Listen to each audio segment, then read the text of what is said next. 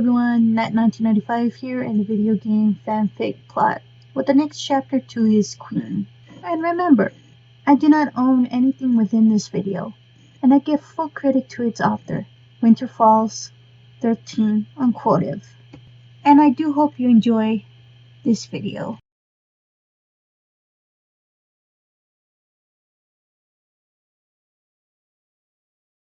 Official 3 Part 1. The castle's shadow split apart, showing the full appearance. It was huge, metallic colors like a rainbow shining in crystal reflections. Whoa! Maiko breathed, her eyes scanning every geometric shape. It's based off of the bismuth crystal. I explained. It has survived almost every disaster that has come up ever since it's been built in the Dark Ages. Welp. Time to go in, I told myself, tightening my mouth. I took deep breaths, biting my bottom lip. I looked back to everyone else, waiting for a cue or a nod. The humans watched me patiently, and the Autobots were standing anxiously. For a first, they were flipped. I smiled, and stepped closer to the doors. I touched one door, and pushed the gigantic slab of crystal inwards. And if I remember correctly, I added, trailing my fingers across the side, this palace is made out of acroston, an element much stronger and more durable than graphene or any other element. Both crystal doors swung open, opening up to the entrance hall. It was coated in red satin, like most halls here. I took a whiff of the air, feeling right at home. Where I belong. I sighed, my eyelids lowering.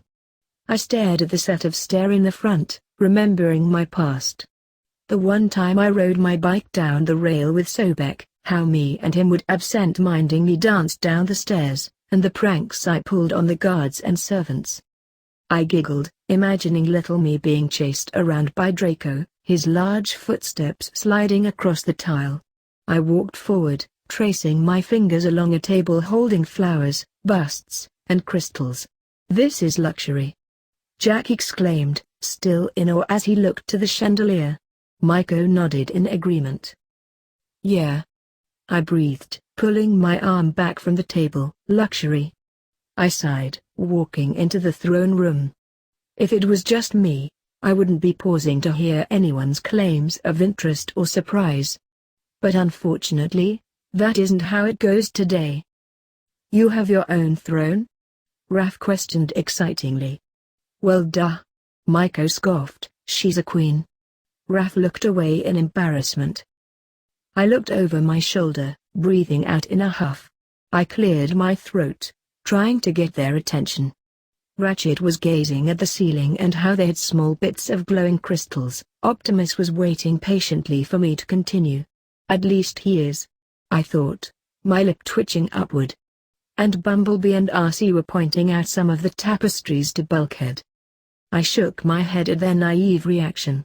Maybe it's just me since I've lived here most of my life, but since they are humans, and respectively, aliens who have not been to Earth, I guess it would be somewhat overwhelming. Hum. I exaggerated, trying to catch everyone else's attention once more. Yes.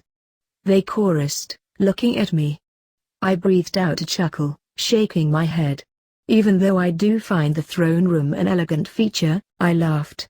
We are going to be moving onwards past the throne room. I waited patiently, tapping my fingers on my arm. They looked at each other, shrugged, and went back to talking. I let out a heavy sigh then, knowing it was impossible for them to move without something more interesting. I don't know what would interest them more than jeweled floors and ceilings. Oh wait. I smirked, and lifted my fingers to my lips. I whistled loudly, the high-pitched sound echoing off the walls. Everyone else jumped at the sound, their eyes darting around. Finally, I groaned. We are only in one room. There are other more magnificent chambers and outdoor gardens in this palace. And I smirked, a huge, and I mean huge kitchen. Maiko, Jack, and Raph shouted, freezing in their places. I nodded victoriously, my eyes glistening. They looked at each other, smiles appearing on their faces. Let's go get breakfast," they shouted, whizzing past me as they scrambled into the halls. Snickering, I motioned for the bots to follow. "They don't know where they are going," I laughed, turning around into the hall. The corridors shined with great luster, light bouncing off the fabric-coated walls. "What type of food is there?" Raph asked, jumping up and down. I grinned, swaying my shoulders. "I think the chefs can make whatever you ask them to," I answered, putting a finger to my chin. "But don't say yes to the secret ingredient. Don't ask why, just say no." They raised their eyebrows, looking at each other.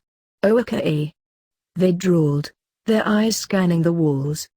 I sighed in content, taking regard at each detailed piece of art hanging on the walls. Paintings depicting legends and fantasy, woven tapestries with delicate detail. Some sculptures on pedestals were carved with careful attention to curves and facial structures of royalty lost, relatives of old and heroes dead. I smiled, gazing at the artwork before our way.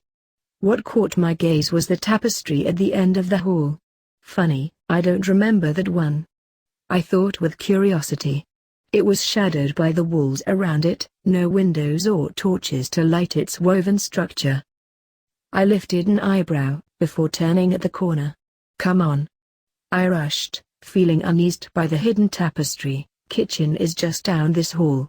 Maiko jumped up, skipping down the hallway. "This place is so cool." She beamed, natural light filling up the room. "Yeah," Raphael laughed, "I have never been in a place this big. Or rich." "How rich are you?" I smiled at his eagerness, looking at the doors. "Well, I mean, I'm not that rich in human currency. Actually I am. I have about 2 caves of gold that has been inherited through the generations and 2 more that I've collected. But I don't use those for money, just the gems I have in the vaults and some I earn for pocket money." I turned my head back towards them, seeing their surprised faces. "GG gold?" Jack stuttered, shoulders locking up. "Yep," I said, popping the P. "Oh hey look." I grinned as we approached a set of large oak doors. "We're here." The smell of breakfast wafted through the air, slapping me in the face with a pancake. We moaned, sniffing the air. "Food." I threw the doors open, shouting, "I'm back, baby." The heads of the chefs and cooks and bakers turned their heads, looking in surprise. "Your Highness," I heard one yell, poking her head out from a cabinet. A dormouse with cream fur and soft brown eyes was scampering on top of the pot hanger. "Mayan," I smiled, walking up to the steel counter, "how have you been?" She smiled, her tiny little hand straightening her apron. Good, Your Majesty. We haven't been very busy here in the kitchen until the princes and princesses arrived. They have such an appetite." She laughed, looking back to the cooks. "Well, Mayan," I smiled, waving at one of the bakers, "I have guests with me today, and I want to impress them with a classic animalian breakfast." Mayan looked behind me, putting a hand on her hip. "Of course." She smiled, English accent seeping through her voice. "How about a platter of maple and pecan pancakes with a side of ginger pound cake, caramel souffle and a saucer of miracle berry sweetened red ruby oranges?" "Perfect." I beamed, licking my lips.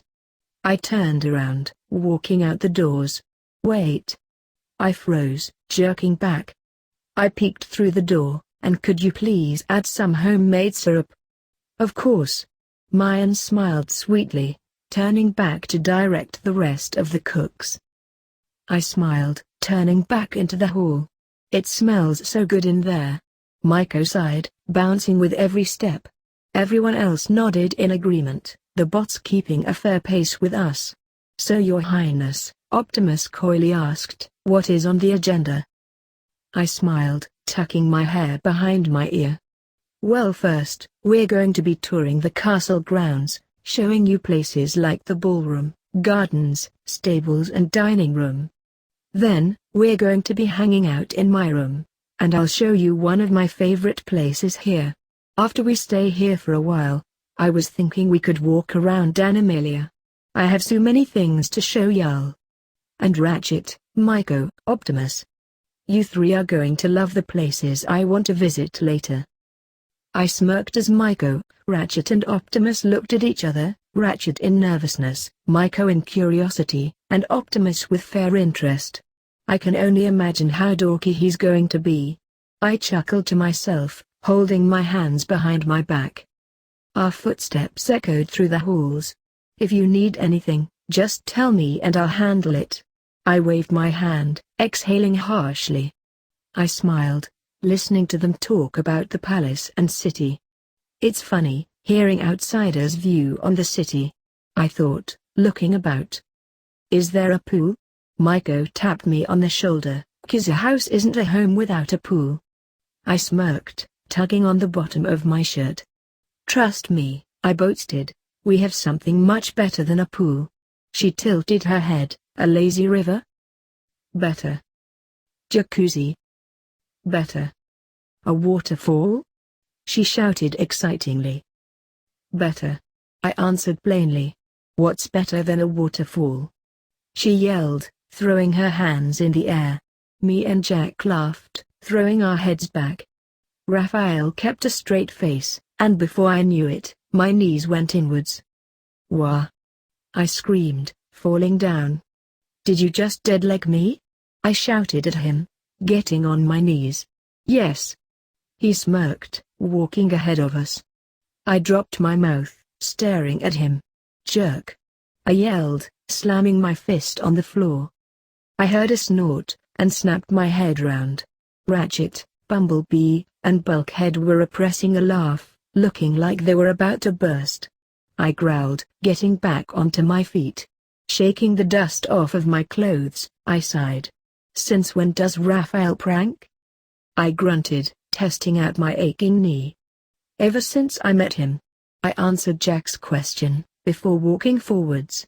Taking longer strides, I caught up to the 12-year-old and grabbed him by the back of his shirt. Wrong way, dude. I said bluntly, pulling him back. He groaned, turning on his heel. I laughed, turning with him. First on our list, I smiled, walking to a pair of curtained doors. The Imperial Gardens. I tore the curtains apart, letting light shine through the glass doors. I smiled, my pupils obviously adjusting to the light. Whoa! Everyone breathed, stepping towards the doors. Even if the sun was still peeking from the back of the castle, the colors showed with equal splendor as ever. I sighed in relief, and pushed the doors gently. The large glass frames flew open, sweet scents of flowers trailing into the corridors. I hesitantly stepped out onto the soft soil, breathing in the satisfying aroma. Just how I remember it. I sighed, taking a few more light steps. Azalea bushes greeted me on my way into the hedges, gardenias lining the outside. The thump of heavy footsteps was silenced by the whisper of the mountain laurels, and the savory smell of lilacs swept away the unpleasant smells of the city. I unknowingly walked ahead of the group, almost skipping down the hedges. Once I realized I wasn't with the others, I waited in one spot till everyone else caught up, picking a small raspberry dahlia from the stems and whirling it in my fingers. I traced the delicate petals softly, gazing dreamily at the center. It's so beautiful. I looked up from my daze, resting the teensy blossom against my index finger. Oh, I gasped, turning towards the voice. Optimus. You surprised me. Hee hee. I laughed nervously, clasping my hands together. Optimus tilted his head, before chuckling softly. My face started heating up, my face expressing slight embarrassment. Of course, I stammered, you're the one who catches up faster. I smiled quirkily, fumbling with my knuckles. Prime smiled, kneeling down to my level. He looked left and right briefly, as if checking if anyone was watching us. He glanced back at me, his piercing blue optics boring into my green ones. Just between you and me, he murmured, trying his hardest to whisper, even I find it boring to spend company with the team most of the time. I giggled, holding the flower's stem gently.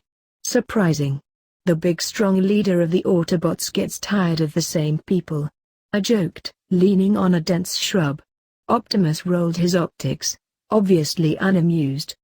They're so slow. He groaned, always stopping at one piece of shrubbery or admiring a cloud. I mean, come on. It's a plant. They are everywhere. My jaw dropped, eyes lighting up. Who knew? I laughed. Optimus Prime has a sense of humor? He scoffed at my remark, standing back up. Not like I haven't shown it. He mocked, waiting for me to walk on. I snickered, taking off. Well, you don't express it like you just did. I went back to admiring the soft petals, occasionally turning my head to look at the mesh behind me. I smiled, spinning the stem. Optimus, I hummed, do you know what type of flower this is? He looked down at me, then at the dahlia. I do not believe so. Of course, I'm not familiar with Earth flora. He replied, motioning to the plants as he said this. I nodded, tracing the petals. This is Dahlia pinnata, or simply a dahlia. I mused, my wings dragging across the gentle grass. The dahlia is most native to the southwestern hemisphere, and can grow to a peculiar size in the right temperatures. They come in many different styles, with 42 known species. It is said that they represent elegance, inner strength, creativity, change and dignity. Back in the Victorian era, they were believed to be a symbol of an everlasting bond. But not all of the meanings are positive. The dahlia, in some cultures, is known for meaning betrayal, instability, and dishonesty. I lifted it to my face, mesmerized by the slight umberish tone. We walked into the center of the garden, which was decorated in the most of ways. A large bubbling fountain sprayed water from the middle of the clearing, sun sparkling off the droplets of water. Molly, Optimus asked, how can this small flower be a symbol for both positive and negative meanings? Depends on the circumstances. I answered, sitting on the fountain's edge. I crossed my legs, leaning on my left arm. My wingtips dipped into the cold spring water, sending chills up my wings. I sighed, letting the blossom go limp in my hand. Well, Optimus cooed, kneeling down to my level. He took the dahlia from my fingers, and tenderly tucked it behind my ear. In this circumstance, it is most definitely positive. My eyes widened, and I could feel heat rush through my face. I gulped, and messed with my knuckles once more. What is happening? Why is this happening? Optimus, you're a jerk. I thought, biting my lip. I opened my mouth to say something, but as always, the moment was ruined. You two are. Bulkhead walked from around the corner. We've been looking everywhere for you all.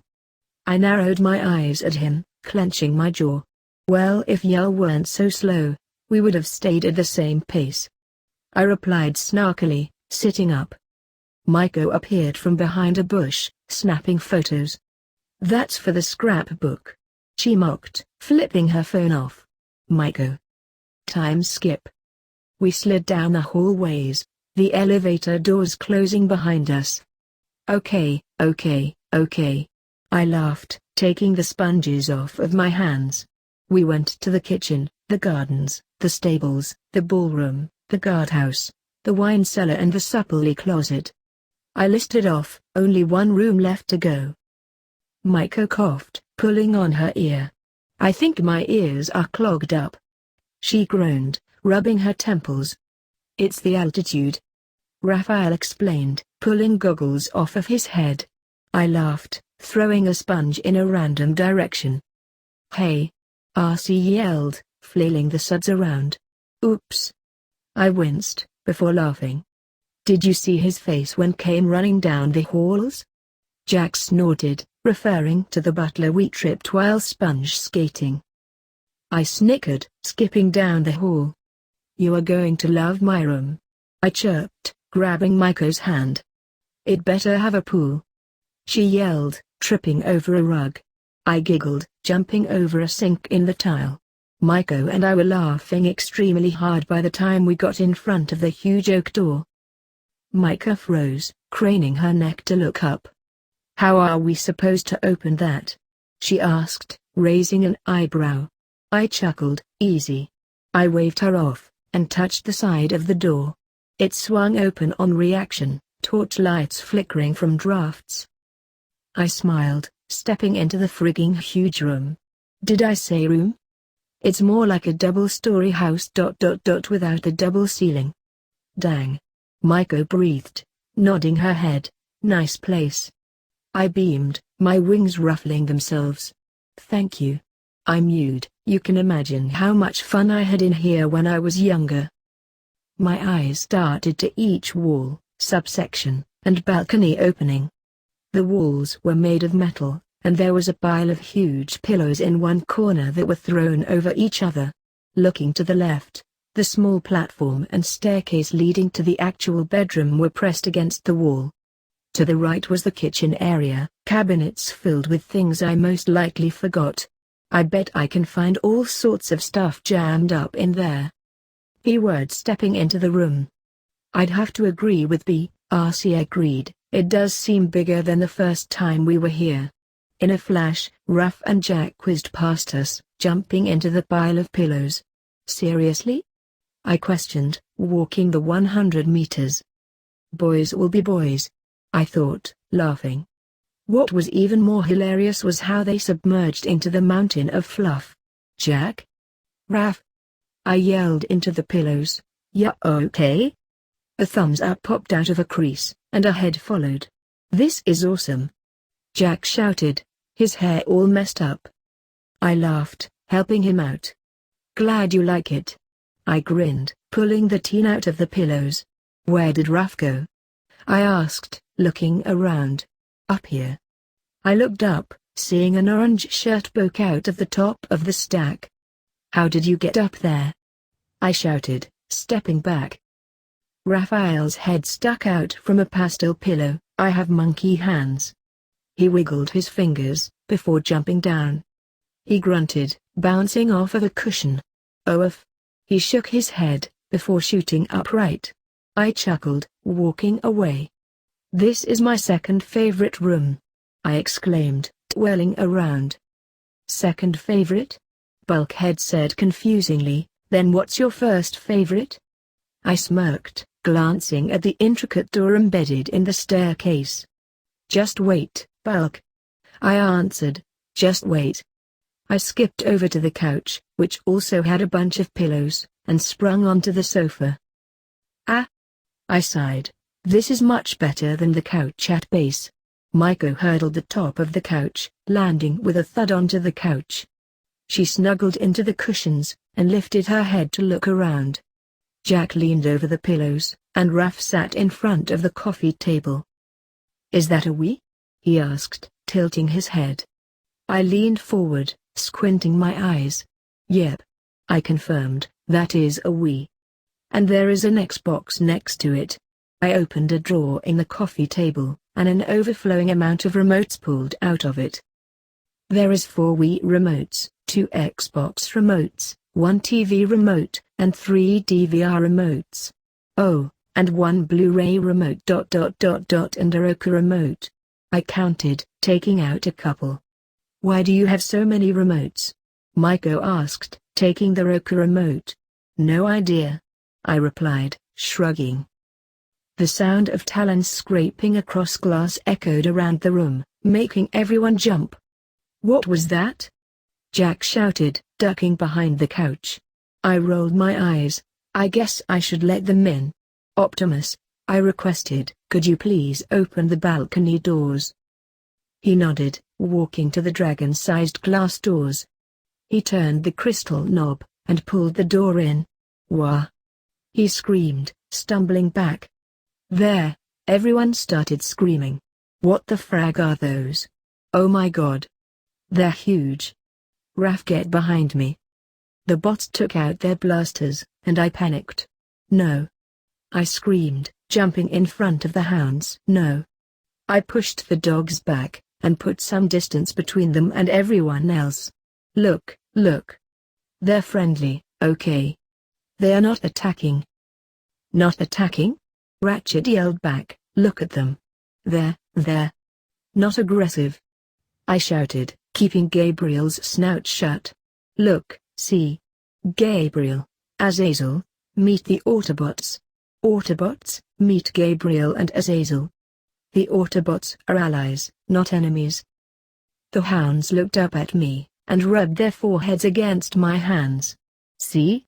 I laughed nervously, "see? We're all good. Now, you can put your weapons down." I glared at them, stroking Azazel's neck. Optimus was the first, then B and RC. Bulkhead was still jumpy and Ratchet did it hesitantly. I sighed, before stepping away from the dogs. Good. Okay, now, I know you have questions, and I am free to answer them. Just don't try to freak them out by being too loud," I urged. Jack and Raph sat down, knees trembling. However, Micah was more than happy. "What are they?" she asked, kneeling down. I breathed out, my heart rate steadying. "Hellhounds." I sighed, scratching their ears. "Hellhounds?" Raph questioned, "As in, the demons that guarded hell?" I nodded, yes. Micah walked closer, letting them sniff her hand. "Where did you get them?" she murmured, scratching under their chins. "Oh, from a friend." I drawled, looking away.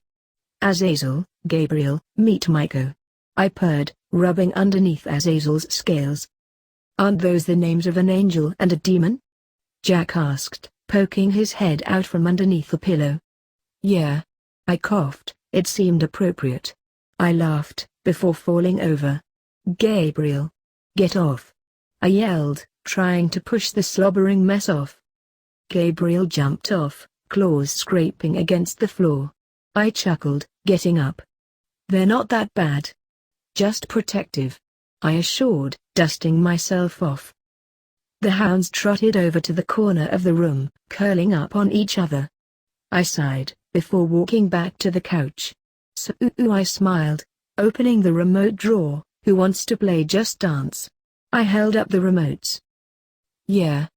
After beating Jack and Micah more times than I can count, it was the final dance-off. Me against the almost as good as me Raphael. "You're going down." I smirked, shaking some jitters off. "PSSH. Yeah, right." Raph called back, putting a hand on his hip. For what seemed like forever, only one came out on top. "No fair," I shouted, panting. "It is totally fair." Raph grinned. "You just lost to a 12-year-old. I growled, crossing my arms. Are you jealous?" Raphael mocked, leaning back onto the couch. I laughed sarcastically, pouting. "It is okay to lose, Molly," Optimus assured, smiling. "I'm not upset about that." I rolled my eyes, slapping his face with a pillow. "I need food. And here it is." I turned, seeing a butler come in with Mayan. As said, she smiled, "Maple and pecan pancakes with a side of ginger pound cake, caramel souffle and miracle berry sweetened red ruby oranges." I grinned, standing up. Nothing better than a nice warm meal. I hummed, making room on the coffee table. The small mouse smiled, jumping onto the top of the table. "In my opinion," she cooed, setting up utensils, "the morning meal is the most important. Gets your blood pumping, mind turning, and soon enough you're bright-eyed and ready to start the day." She smiled, bowing her head. I flashed a grin, picking up a fork. "I couldn't agree more." I purred, tinking my silverware. Mayan squeaked in happiness, setting out the food. I looked over to Micah and the boys, motioning for them to come over. "Well?" I giggled, pulling a plate of food towards me. "Dig in." They smiled widely, scooting next to me. They picked up their silverware, dragging their plates towards them. They started eating, humming in delight from how amazing the pancakes were. "Would the hounds like anything to eat?" Mayan asked, clasping her hands together. I turned my head, looking over my shoulders at the scaled dogs. "No, I'm sure I can get some dog food for them in a second," I answered, stuffing another fork of pound cake into my mouth. Nonsense. The mouse waved me off. I'm sure we can find a steak or some meat in the icebox, right, Wilson? The butler nodded, remaining silent. I smiled, laughing. This is delicious. Jack mumbled, words muffled by the food in his gob. Yes, you did an amazing job. Raph agreed, swallowing his oranges, especially with the pancakes. Mayan laughed, twirling her tiny wooden spoon. Thank you. She beamed, it's just a signature recipe. I laughed, slicing up a piece of the souffle. Well, Mayan clapped her paws, I'll be leaving you to it. Good day, Your Majesty. I nodded, blinking softly. They walked out, leaving us to ourselves. We started talking, and eventually the dogs came over and jumped onto the couch with us. And snuck a bite out of Jack's food. He eats extremely slow. Even after finishing the food, we were still talking. Wait, you did what? I jumped off the top of the castle. I laughed, I didn't even know how to properly fly yet. When Draco saw me falling from the balcony, he immediately dove after me. Turned into a game. Maiko laughed, petting Gabriel's head. You must have been trouble when you were young. Optimus smiled, leaning back onto the huge pillows. Trust me. I winked, I was. I pulled my knees to my chest. I remember I would prank the servants when they walked by, and then be chased around either one of the guards or Draco. But then, we would just walk around the city and get something sweet. And it starts all over again when I saw Sobek. Who's Sobek? Raph asked, crossing his legs in front of B. Sobek was my best friend growing up. I sighed. He is a crocogator. He was particularly shy back then, but now he is commander of the Royal Guard. Don't really remember how that happened. I smiled, gazing down at my hands. Good times back then. Really good times. I sighed, propping my feet up. I feel like I am forgetting something. I put a finger to my lips, and went for the flower in my hair. Hesitantly picking it out, letting my hair go back to its wavy length. It settled between my fingers, a ruffle to petals. I stared into the middle of it, my ears beginning to clog up. Even the endless chatter of the people around me was droned out. Honestly, it gave me a migraine. I groaned, holding me head like I just got a dizzy spell. Now I remember what I forgot. I moaned, glancing over to the oak door. My knees straightened out, letting me stand up. I dropped to my toes. How do humans walk flat-footed? I confusingly whispered to myself, balancing my weight out. I almost forgot. I clucked, trying to smile my headache away. Forgot about what? Ratchet asked, leaning over the dogs. I giggled, popping my hip out. My favorite room in the whole castle. I hummed, grinning. I glanced over my shoulder, smirked, and quickly opened the enchanted door. I sprinted down the stairs, the well extremely dark. I know this stairwell like the back of my wing, and counted the steps. The sound of gushing water grew louder, drumming in my ear canals. Faint crystal light bloomed in an opening. Finally, I panted. I took one more bounding leap, and dove head-on into the spring. Water exploded around me, bubbles rising to the surface. Needles starting pricking into my legs, my knees melding together. The sides of my neck flared. My lower body started to weigh me down. I smiled, blowing little rings of bubbles. I kicked to move my heavy fins. I laughed, swimming around in circles. Molly. I perked up, flipping around. My head parted the surface of the water, drenched hair sticking to my skin. I bet 20 gems that one of them falls down the stairs. I snickered, listening closely. Sure enough, echoing from the stairwell, the sound of clashing rock and metal drew closer from the top. I can't see. Bulkhead shouted, rolling into the cave. I smirked and submerged into the beautiful water, and rushed over to the waterfall in the corner. It had a small cavern under it, which had a small glow. This place always reminded me of the moon pool in H2O, just add water. Crystals lined the edges of the cavern and spring bottom, smooth rock everywhere from the roof of the cavern stalactites to the edges of the pool. My hair dripped with water as I hid in the small waterfall. Everyone else stumbled in, admiring the underwater spring. My view was distorted by the trickles of water at the mouth of the waterfall, and so was my hearing. I smiled, going back underwater. I kicked my tail, feeling incredibly hydrodynamic.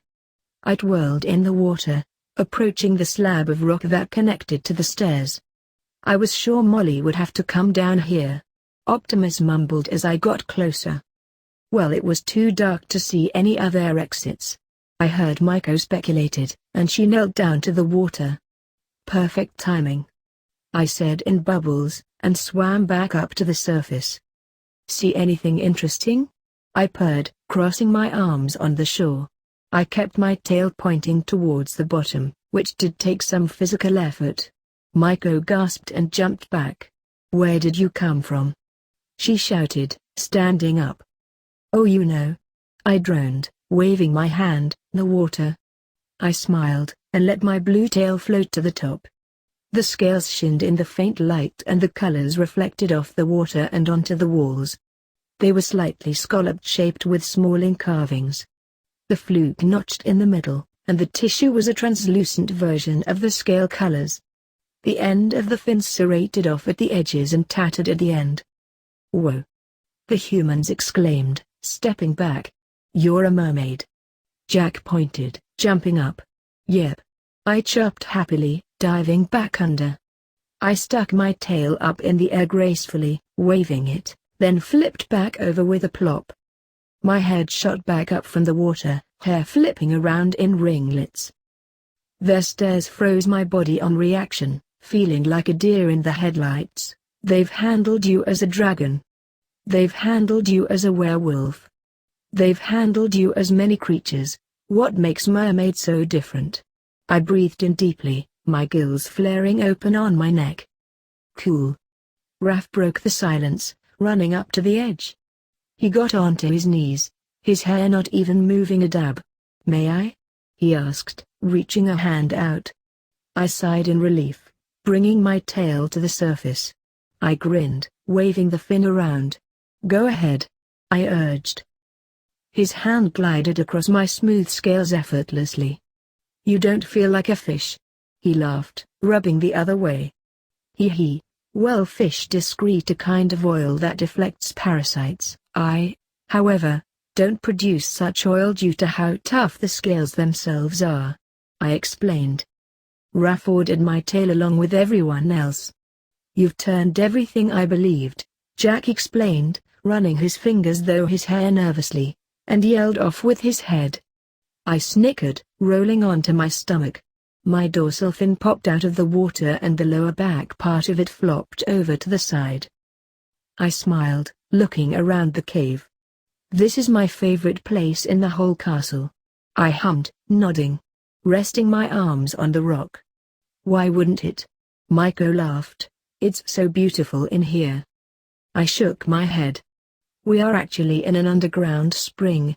I explained, the door we went through is enchanted to transport anyone who walks through it down here. It might just have the cleanest water in the world, so it's a national treasure. They nodded, glancing at each wall in detail. I smiled softly, heaving myself up and out of the pool. Wringing my hair, my tail started to pull itself apart from lack of water. Soon, my tail was separated into legs. I stood up shakingly, trying to regain my balance. I leaned on a boulder, before making sure I could walk. I took a deep breath in and let T out, and started to trot over to Optimus. So I smiled, climbing up to his height, ready to walk around the city. Optimus nodded, stepping forward a few steps. Ready when you are. He smiled shyly, putting a hand on his hip. I grinned wider, spreading my wings. With a gust of wind, I was flying up the stairs quickly. Race ya!